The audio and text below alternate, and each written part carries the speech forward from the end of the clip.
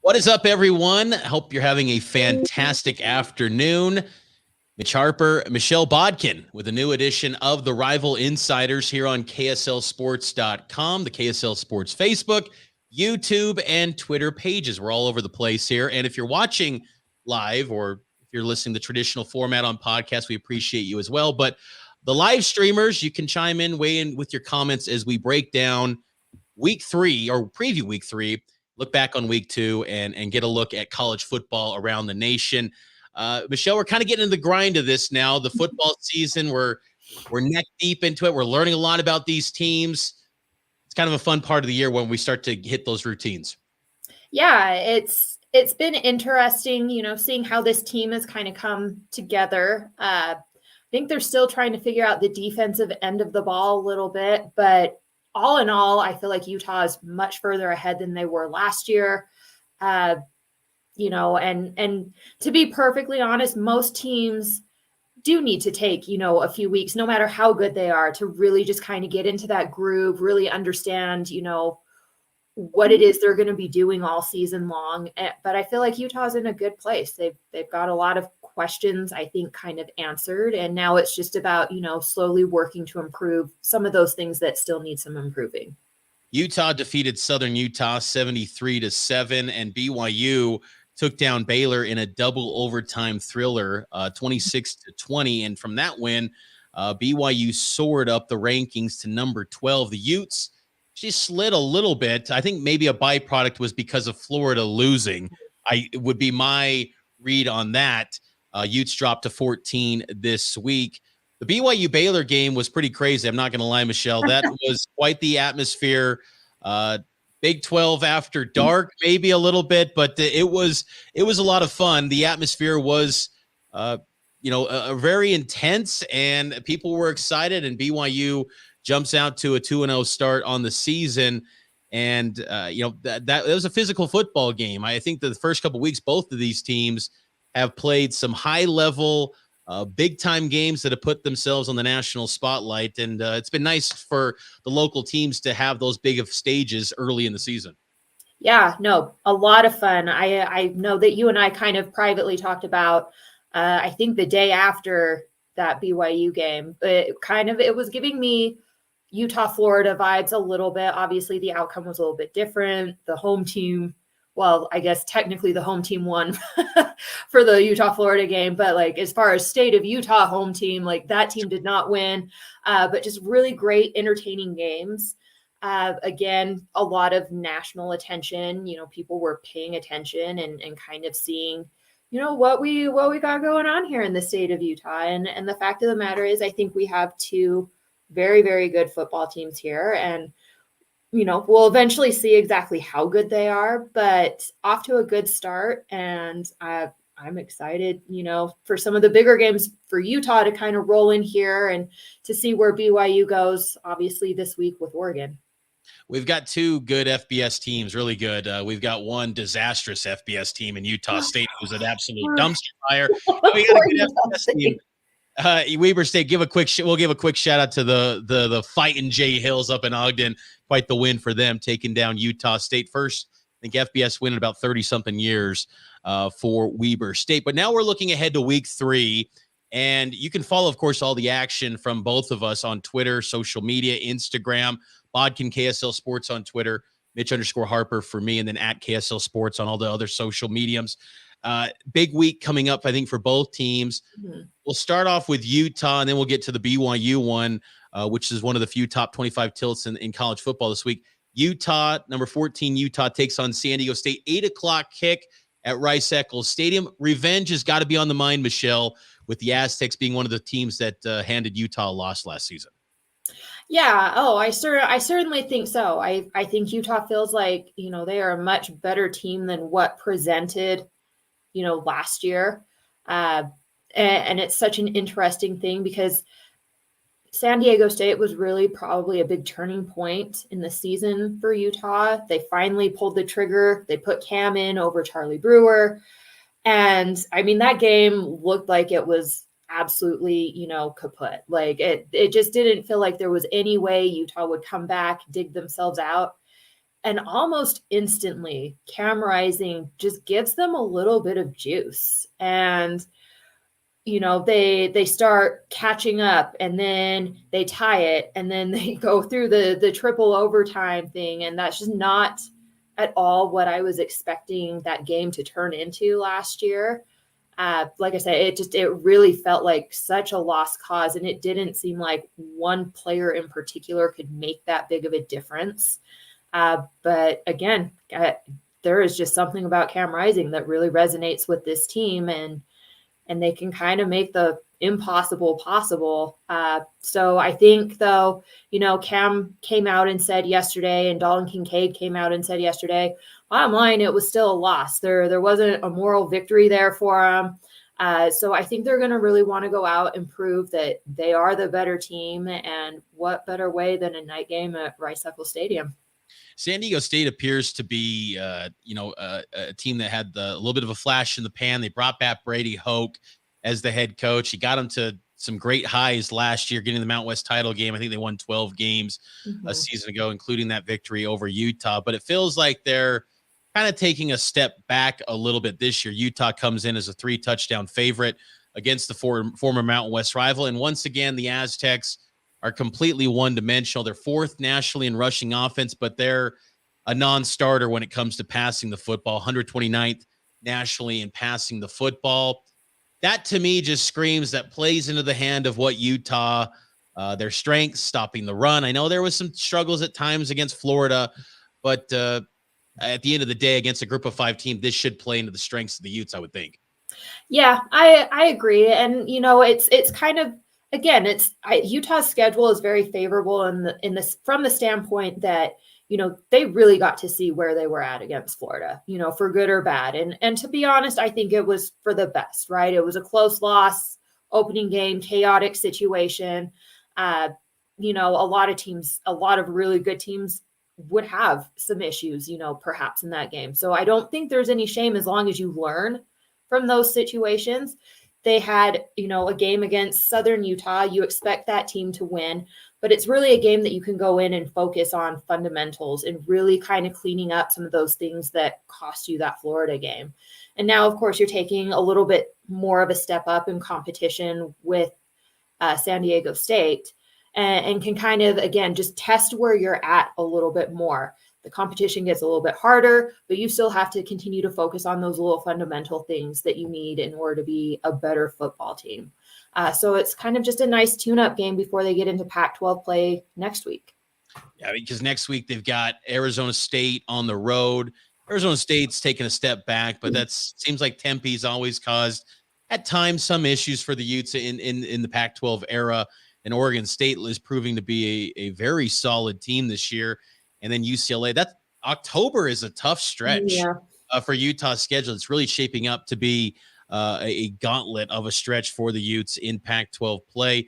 Utah going to be going for win number 80 in the Kyle Whittingham era at Rice-Eccles Stadium coming up on Saturday against San Diego State. Again, kickoff will be at 8 o'clock, and Michelle will have all the coverage on KSLSports.com and her social media feeds at Bodkin KSL Sports. Staying in the Pac-12, BYU is going to be dipping their toes in Pac-12 play this weekend as they look to extend their winning streak against the league. I asked Kalani about that on Monday, and he's like, haven't even thought about it. The 5-0 streak, not really interested in that. We haven't even thought about it. It's like, come on. I was there. You have. I was there, and I maybe not Kalani because he's so diplomatic, but the players for sure. I was there in LA for BYU USC last season, and I saw the players hamming it up with the fans that had Pac-12 champion signs. It matters, and there's always been a little bit of tension between BYU and Pac-12 fan bases, and it's evident this week with the Oregon fans. Oregon fans are going in on BYU.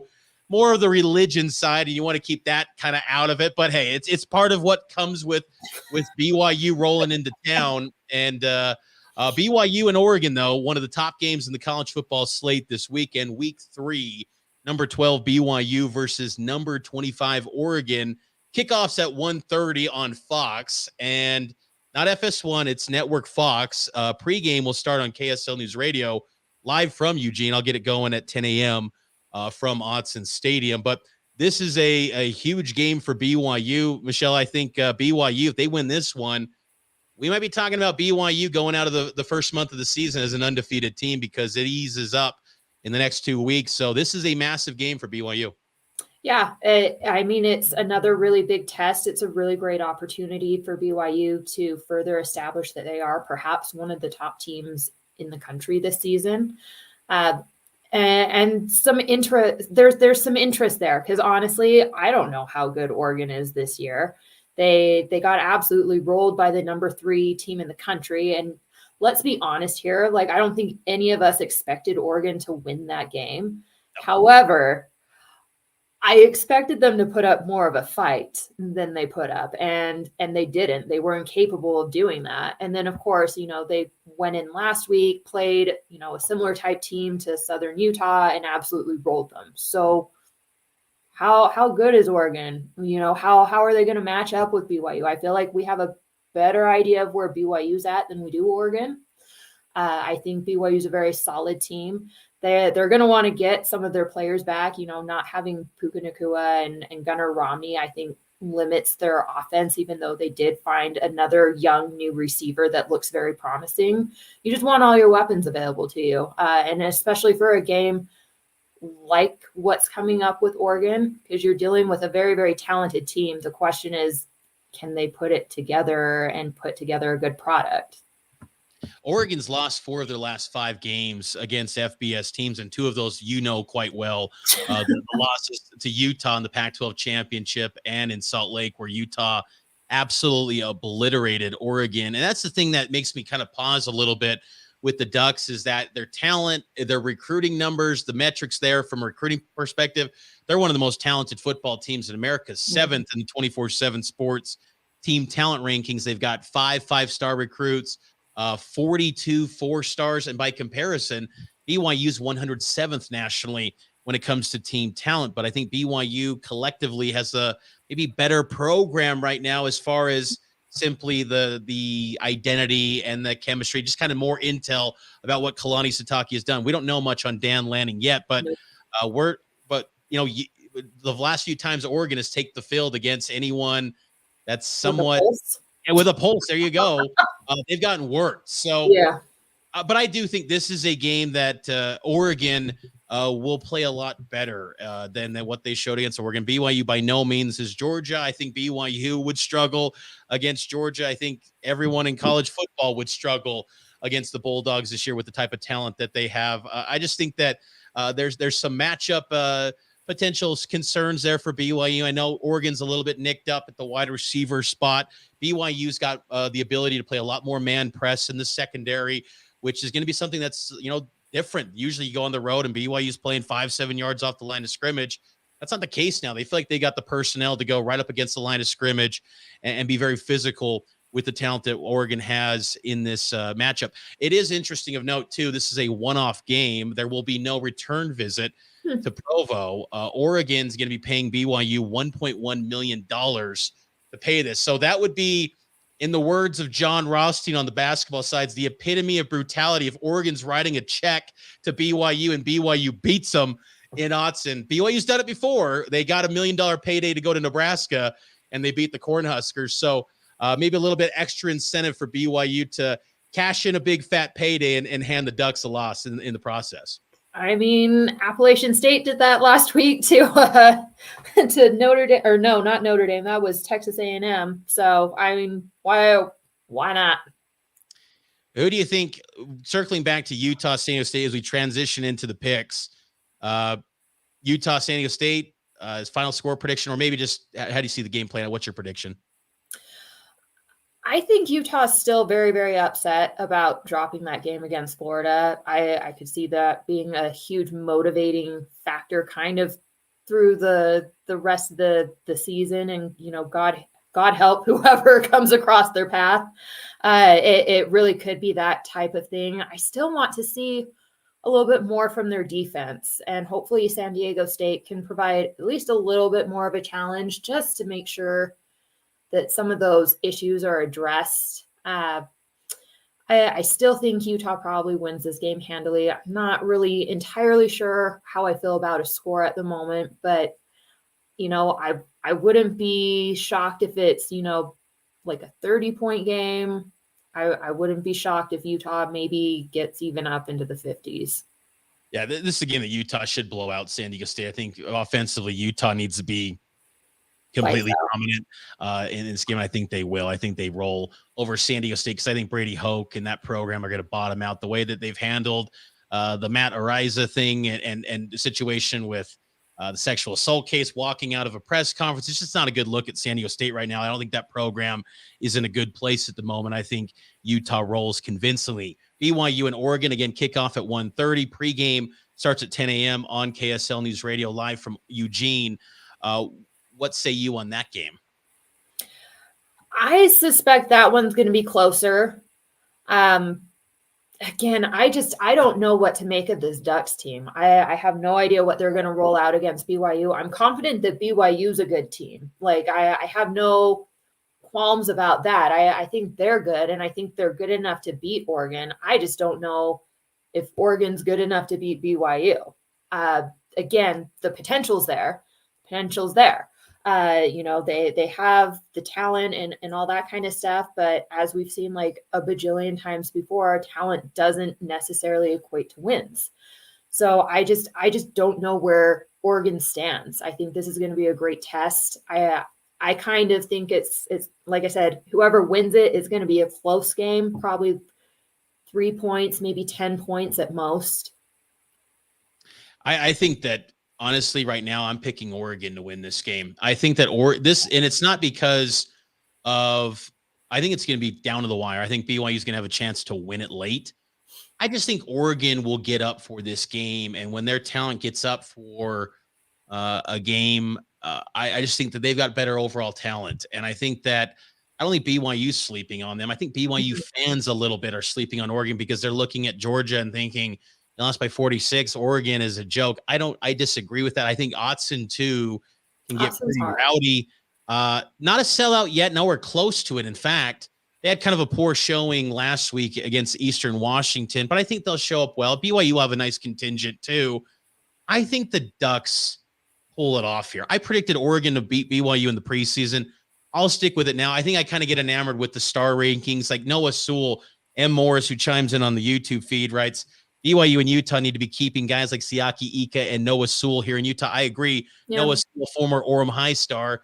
He's fantastic. Justin Flo hasn't had the greatest performances, I think, in the first 2 weeks for the Ducks, but I think they'll rise the occasion and do enough for one game. I don't think they're going to be winning the Pac-12.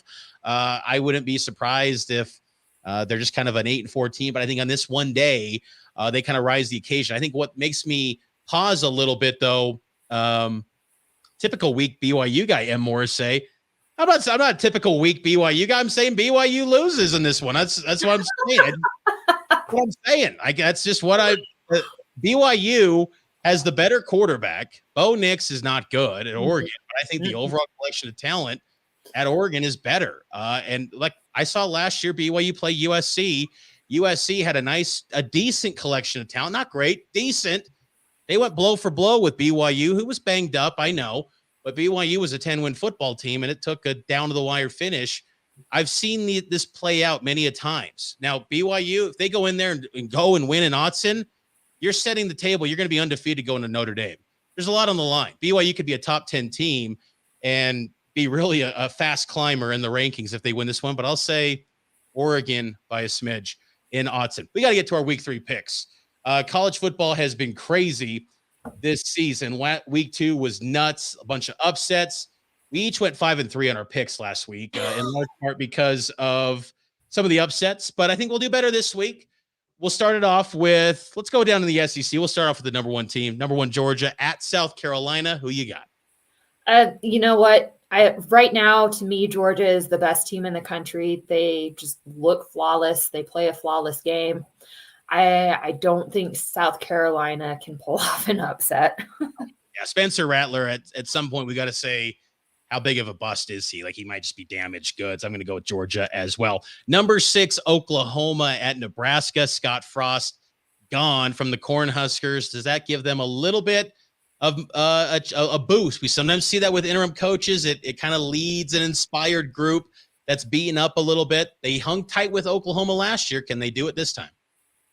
That's an interesting question. I just feel like we talk about Spencer Rattler being damaged goods. I feel like Nebraska is damaged goods. Like it's just quite the fall from grace that they've had for a while, and for whatever reason they just can't seem to recover and get that magic back that they had in the early 90s. I'm going with Oklahoma on this one.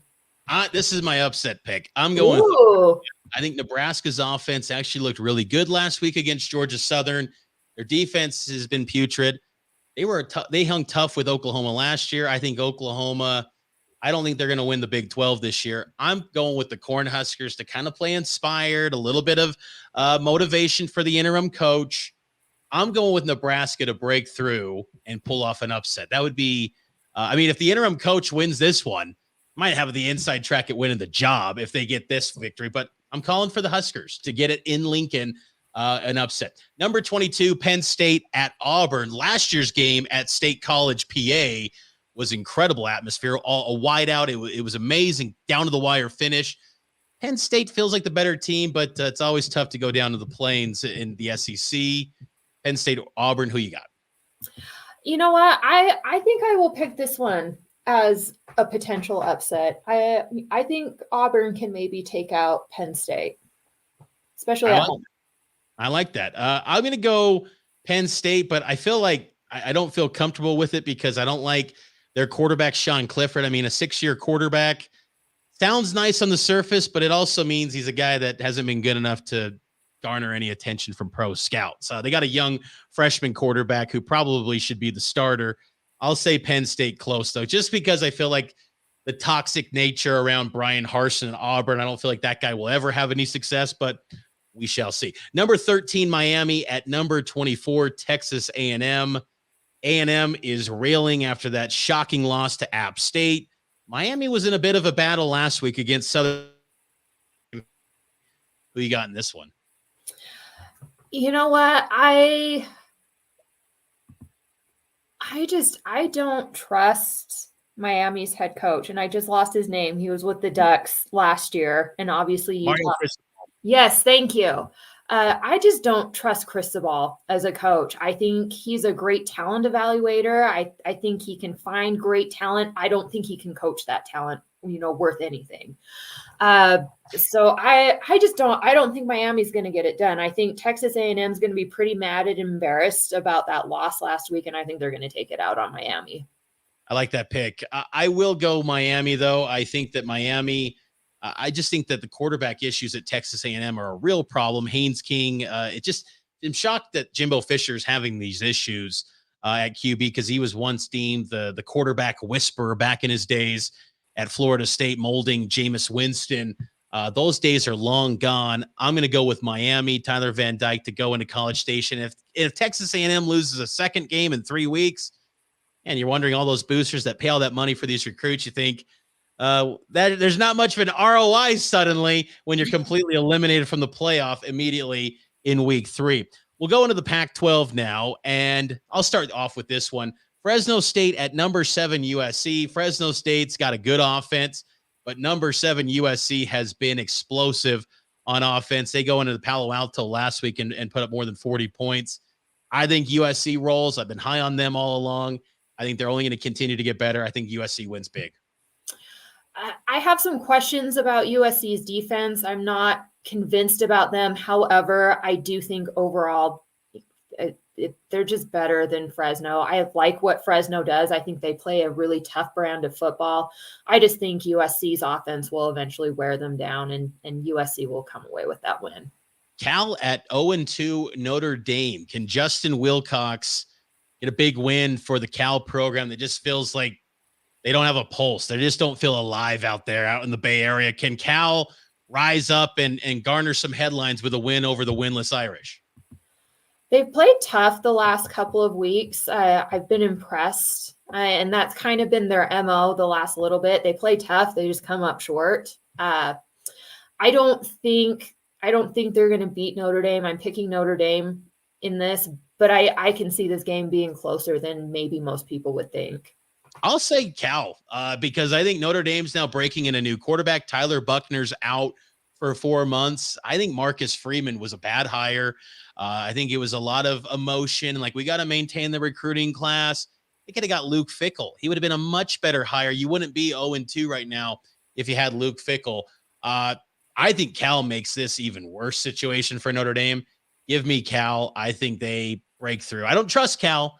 I think they're going to rise up because I think they're going to be pretty stingy for Notre Dame, who's got quarterback issues now. Last game for us, again, staying in the Pac-12, number 11, Michigan State at Washington. Very interesting game on Montlake. Washington has shown some improvement early on. I don't think Michigan State's just a more grounded, established team. I'm taking Michigan State, but that's another one that I could see maybe being a little bit closer than most would think. And these are the type of games, too, that I think can kind of rewrite the narrative a bit in the Pac-12. I mean, you got to have these games. BYU, Oregon, Michigan State, Washington. The Pac-12 kind of needs those games, you know. Mm-hmm. So I would say I'm going to go Michigan State, though. I think they go into Washington. Still kind of young stages of Tim DeRuyter's rebuild because Jimmy Lake ran that thing into the ground. It's going to take some time, but this should be a pretty good game at Husky Stadium. But that's going to do it for this edition of Rival Insiders Week 3. I hope all of you enjoyed it. Michelle, it's been fun. This is going to be a busy week again. BYU and Oregon in the afternoon, and then Utah and San Diego State in the nightcap. So throughout the day, we will have you covered on KSLSports.com with all the latest on these two teams. And you can follow us on social media. And we'll be back next Tuesday as well here on Rivals Insiders here on the KSL Sports social media.